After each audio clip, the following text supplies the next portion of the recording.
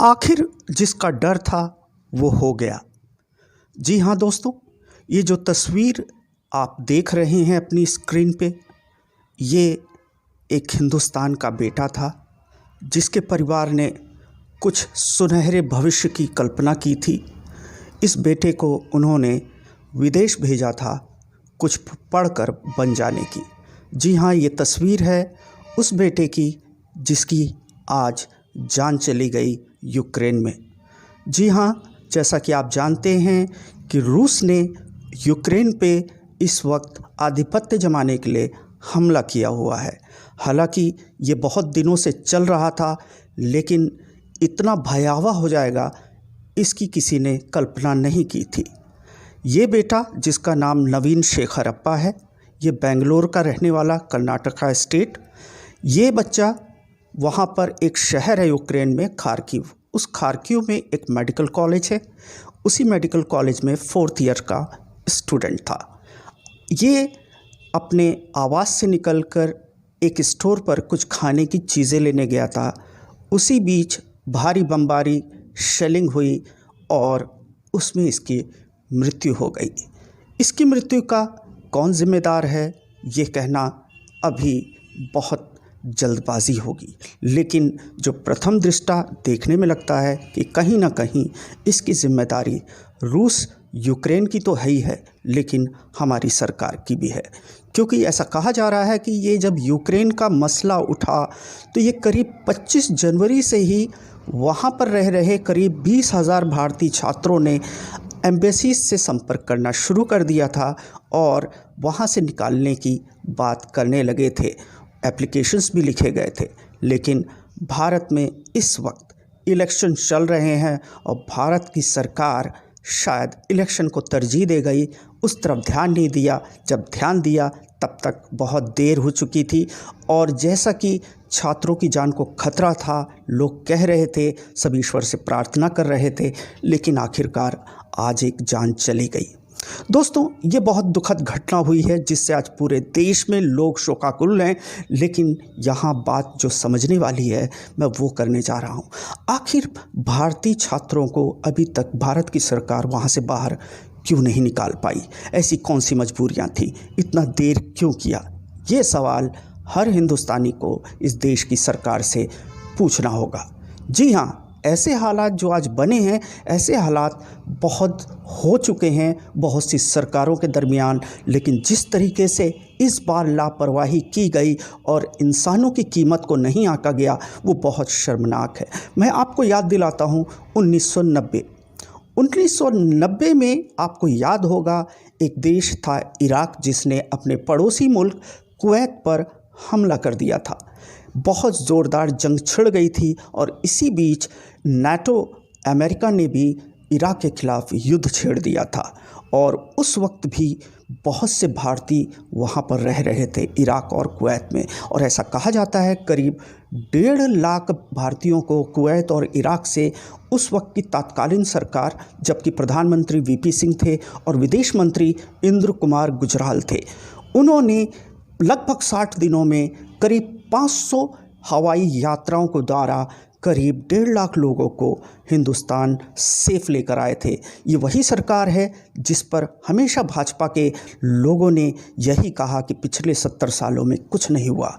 उस वक्त न इतना ताकतवर मुल्क था जैसा कि आज बखान किया जाता है, ना ही 56 इंच के सीने वाला प्रधानमंत्री था। इनके हिसाब से उस वक्त बहुत कमज़ोर प्रधानमंत्री था जिसने लूटा देश को, कमज़ोर किया था, अर्थव्यवस्था बर्बाद कर दी थी, कुछ भी था। लेकिन उसने ऐसा काम किया था जो कि बड़े बड़े लोगों को करने में पसीने छूट जाए। जी हाँ, वीपी सिंह की सरकार ने 1.5 लाख भारतीयों को इवैक्यूएट किया था गल्फ़ वॉर से। इससे एक सबक लेना चाहिए। आज यूक्रेन में मात्र 20,000 बच्चे ही हैं, 1.5 लाख बनाम 20,000। उन 20,000 में भी सबसे शर्मनाक बात यह है कि वहाँ पर सिर्फ भारतीय बच्चे बचे हैं, थोड़े बहुत और देशों के बचे हैं। यहाँ तक कि पाकिस्तान ने अपने तमाम छात्रों को सकुशल बहुत पहले ही वापस बुला लिया था। भारतीय छात्र लगातार वहाँ की एम्बेसीज़ में अपील कर रहे थे, भारतीय सरकार से अपील कर रहे थे, अपने परिजनों को फ़ोन करके वहाँ की भयावह स्थिति को बता रहे थे और यूक्रेन से निकालने की गुहार लगा रहे थे, लेकिन बहुत देर कर दी भारत की सरकार ने। मात्र 20,000 लोगों को निकालने में, 20,000 छात्रों को निकालने में तकरीबन 1 महीने हो चुके हैं। चंद 100 लोग ही ला पाए हैं और कहा जाता है कि अभी भी 15,000 बच्चे यूक्रेन में फंसे हैं।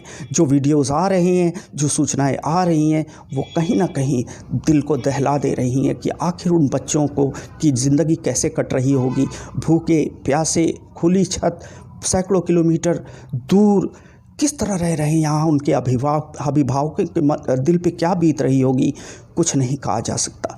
लेकिन आज भारतीय सरकार ने जिस तरह से लापरवाही की है, शायद उसी का नतीजा है कि आज नवीन शेखरप्पा इस दुनिया से जा चुका है। रूस यूक्रेन का आपसी मामला है, हम उसमें कुछ नहीं कह सकते, लेकिन भारतीय सरकार को कम से कम रूस की सरकार, यूक्रेन की सरकार से रास्ता कायम करते हुए अपने देशों को, अपने देश के बच्चों को वहाँ से निकालने की शुरू में ही कोशिश कर दी गई होती, तो शायद आज जो 15,000 बच्चे वहाँ फंसे हैं उनकी ज़िंदगी खतरे में ना होती। जी हाँ, ये वही रूस है जो कभी भारत का बहुत अच्छा दोस्त हुआ करता था। मैं अब आपको 1970 की वो घटना याद दिलाता हूँ जब भारत की प्रधानमंत्री इंदिरा गांधी ने बांग्लादेश, जो कि तब का पूर्वी पाकिस्तान था, उस पर अटैक किया था। उसकी आज़ादी में हम लड़ रहे थे। इसी बीच तब रूस ने हमारा साथ दिया था, अन्यथा यही नाटो, यही अमेरिका, यही ब्रिटिश हमारे खिलाफ़ लड़ रहे थे। लेकिन रूस ने भारत का साथ दिया था और उसका नतीजा है कि भारत सुरक्षित था और पाकिस्तान के 2 टुकड़े कर दिए गए थे। आखिर वो कमज़ोर प्रधानमंत्री जिन्होंने देश को लूटा, जो कि आज के भाजपा के लोग कहते हैं, आखिर वो इतने बड़े बड़े काम कैसे कर गए?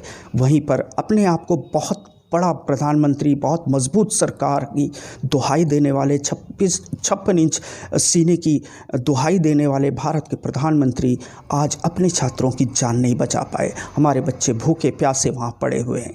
आखिर ये कब वापस आएंगे? ये सवाल लगातार हम लोगों से पूछ रहे हैं। हमारी जिम्मेदारी थी उनकी व्यथा को आपसे बताना, बाकी आप तय कीजिए। और एक बार वो वीडियोस फिर आपको देखने के लिए मैं देता हूं जो बच्चों ने अपनी व्यथा सुनाई। जय हिंद, जय भारत। फोन करके भी नहीं पूछा कि बच्चों तुम लोग ठीक हो कि नहीं हो, क्या करेंगे हम लोग यहाँ पे। ना इंडियन एम्बेसी हम लोग का कोई ख्याल रख रही है, सीधे मुल्क बोल रहे तुम्हारी इंडियन एम्बेसी ने नहीं बुलाया तो हम क्या करें, कोई नोटिस नहीं है हमारे पास तुम्हारा। नमस्ते, मैं Tanuja Patel Poltava state medical university से। मैं परसों से निकली हुई थी रोमानिया बॉर्डर के लिए और मैं कल सुबह पहुंची थी रोमानिया बॉर्डर। और कल से लेके आज तक रोमानिया बॉर्डर में 27-28 घंटे के बाद हम सिर्फ आधा किलोमीटर दूरी तक पहुंचे थे। उसके अलावा जो गवर्नमेंट बता रही है इंडियन की सारी चीज प्रोवाइड कर दी गई है, मंत्री आए हुए हैं और हम बहुत हेल्प कर रहे हैं। ऐसी कोई हेल्प नहीं हुई है हमारी, ये सब झूठ है। और जो फ्लाइट्स हैं सिर्फ एक दिन में 200 स्टूडेंट को ले जा सकती है और यहाँ पे जो बॉर्डर्स हैं वहाँ पे 4-5 दिन निकलेंगे बॉर्डर्स के लिए क्रॉस करने के लिए। और इवन अगर आप बॉर्डर क्रॉस कर भी लेते हैं तो फ्लाइट के लिए आपको 4-5 दिन वेट करना पड़ेगा, 10 दिन तक के लिए। तो हम लोग यहाँ से वापस निकल चुके हैं। जो गवर्नमेंट्स बोल रही है कि आपको सेफ्टी दे रहे हैं, ये ले जाया जा रहा है खाने पीने का, ऐसा कुछ भी नहीं है। यूक्रेनियंस प्रोवाइड कर रहे हैं, फूड्स प्रोवाइड कर रहे हैं, टिश्यूज प्रोवाइड कर रहे हैं, फ्रूट्स प्रोवाइड कर रहे हैं, जूस प्रोवाइड कर रहे हैं, खाने पीने से लेके सब कुछ प्रोवाइड कर रहे हैं, पानी की बोतल, सारी चीज फ्री में दे रहे हैं। और जो बॉर्डर से जाने के बाद, वहां से बॉर्डर से क्रॉस करने के बाद आपको अपने पैसों से ही दूसरी जगह जाया जाएगा। तो वो भी लोग जो स्टूडेंट्स है वो पैदल जा रहे हैं। और जो एक वीडियो लीक हुई थी कि पोलैंड में इंडियन स्टूडेंट्स को, पोलैंड बॉर्डर में इंडियन स्टूडेंट को मारा जा रहा है, तो वो इलीगली बॉर्डर क्रॉस कर रहे थे इसलिए उन्हें मारा गया है। बाकी का ऐसा कुछ नहीं है, ये सारी झूठ है कि हम बच्चों को निकाल रहे हैं। सिर्फ इतने सारे इंडियन स्टूडेंट्स कल से आए हुए हैं, 2-3 हजार स्टूडेंट्स देख लिए, बहुत लंबी लाइन है, कुछ नहीं हो रहा है, बच्चे सिर्फ वेट करे जा रहे हैं, भूखे मर रहे हैं। गुड इवनिंग, मैं इंडियन स्टूडेंट हूँ। मेरा नाम शाकंभरी शामली पाटिल है। I am from Petro Mohyla Black Sea university. हम ये 3 दिन से हमले चल रहे हैं और हम स्टक है बंकर में from past 3 days। We can't even move. हमारे यहाँ पे फूड नहीं है, पानी नहीं है, ना ही हम घर वालों से कांटेक्ट कर पा रहे हैं। We are just waiting for Indian embassy जो हमें यहाँ से बॉर्डर तक लेके जाए। You can see our situation. You can look at it.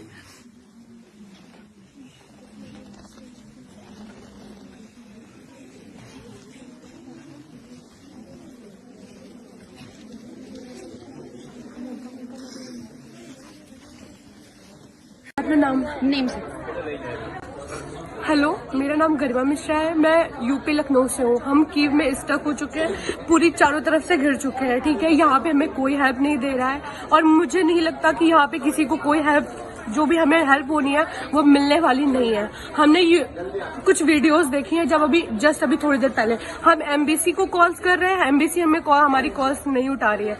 Second thing, हम लोगों को बात करने की कोशिश कर रहे हैं, हमारा कुछ नहीं हो पा रहा। हम सिर्फ यहाँ पे फंस चुके हैं। जहाँ पे हम रह रहे हैं वहाँ पे बहुत सारे लोग आते हैं जो कल रात को हंगामा करते हैं, वो गेट तोड़ते हैं, देन उसके बाद अंदर आने की कोशिश करते हैं। क्या होता है हमें कुछ भी नहीं पता, यहाँ पे किसी को कुछ भी नहीं पता जो हमारे साथ सिचुएशन। लेकिन जब अभी कुछ टाइम के बाद हमने सोचा कि हम यहाँ से निकलते हैं और हम यहाँ से किसी तरह निकलते हैं बाई ट्रेन, क्योंकि हम बाई ट्रेन निकले या फिर हम बसेस निकले, कार से निकले। कार से अभी जस्ट मेरे एक दोस्त ने बताया है मुझे कि जो बच्चे यहाँ से निकले हैं कीव से बाई कैब और बाई बस, उनको रशियन आर्मी ने पहले स्टक किया, उन पे फायरिंग करी और उनकी लड़कियों को लेके, उन इंडियंस लड़कियों को लेके गए, पता नहीं कहाँ लेके गए, ये किसी को कुछ नहीं पता, सिर्फ लड़कियों को, और लड़कों का कुछ पता नहीं है। सेकंड थिंग, ये रोमानिया बॉर्डर में अभी हमें वीडियोस मिल रही हैं, उन वीडियोस में दिखाया जा रहा है कि रोमानियंस आर्मी वहां पे उन्हें मार रही है और उनके साथ बहुत ज्यादा बदतमीजी कर रही है। तो प्लीज, अब कहाँ गए? हम तो मूवीज में देखते थे ना, योगी जी, मोदी जी, जो भी हैं, प्लीज, हम वीडियोस देखते थे ना, हमें बचाया जाता था। ऐसे हमारे अंदर ये रहता था कि हमें बचा लिया जाएगा, बट अभी हमें नहीं लगता कि हमें कुछ बचाया जाएगा। शायद पता नहीं हमारे साथ क्या हो। प्लीज गवर्नमेंट, आप जो भी हो, जहाँ भी हो, प्लीज हमें आगे बचाओ, या फिर आप प्लीज यहाँ पे बाय एयर कुछ भी भेजो, इंडियन आर्मी को यहाँ पे प्लीज भेजो, तभी शायद हमारे साथ कुछ ऐसा हो सकता है कि हम बच सकते हैं। बाकी हमें नहीं लगता कि हम यहाँ पे बचेंगे या फिर हम यहाँ से कहीं जाना हमारे लिए सेफ है, और हम जहाँ पे हैं ये भी हमारे लिए सेफ नहीं है। सो प्लीज, जय हिंद, जय भारत, प्लीज आप हमारी हेल्प करो। प्लीज, जो भी सुन रहा है, जो भी देख रहा है, इस वीडियो को शेयर करो और हर जगह भेजो। एमबीसी हमारी कॉल्स नहीं उठा रही, हमने उसकी वीडियोस भी बनाई, हम उन्हें कॉल कर रहे हैं, वो हमारी कॉल कट कर दे रहे हैं, वो हमसे कोई बात नहीं कर रहे। तो सब प्लीज, जो भी इंडियंस देख रहे हैं, प्लीज हेल्प करें।